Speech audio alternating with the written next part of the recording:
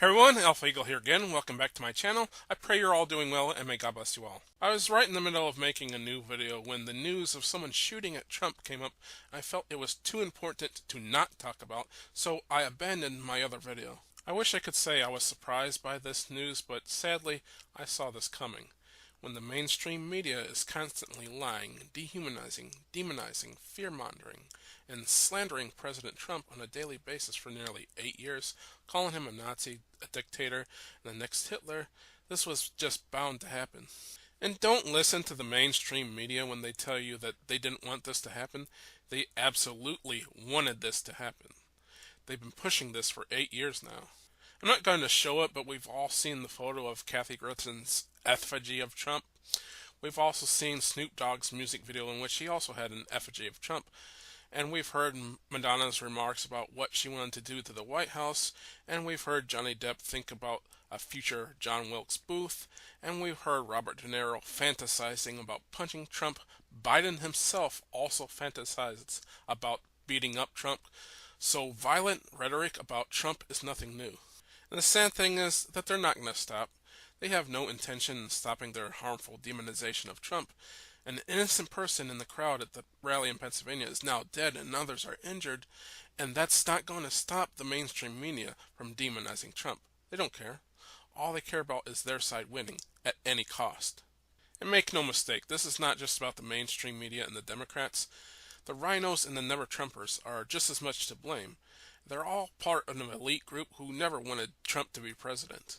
Now, I know there'll be some people out there calling me a hypocrite and say that I demonize people on the left by calling them commies. First, I use commie as a pejorative, but I am never literal about it. Second, commie doesn't nearly have the same negative connotation as Nazi does. And I want to stress to not physically retaliate against any of these people in the mainstream media or any politician or anybody in general. Instead, we should beat them at the ballot box. This November, we must vote for Donald John Trump. Now, there are already people who continue to demonize Trump even after this event. There are people fear-mongering about Project 2025 and Agenda 47. When you look at those, they are actually very great policies. I might do a video about them later. Anyone who watches my videos will know that I'm a Christian, and I believe I just witnessed a miracle.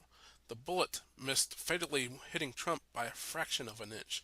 God must be on his side. God is definitely not on the side of homosexuality, killing babies, and atheists. However, it is very tragic that one person in the audience died.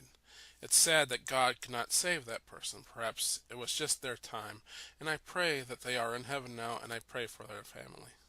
The shooter is also dead, and God will decide where to send him. However, unfortunately, we may never know his motivations, and this may be on purpose. Some will, of course, call me a conspiracy theorist for what I'm about to say. There is a lot of negative connotation with that label today when there's nothing wrong with it. A conspiracy theory is just essentially a guess, and there's nothing wrong with guessing about what happened. Anyway, a lot of these shootings, it turns out that the FBI was watching the shooter the whole time and allowed it to happen, and even possibly encouraged the shooter. The first time I saw a video of the event, I noticed something strange. A lot of the Secret Service members happened to be women.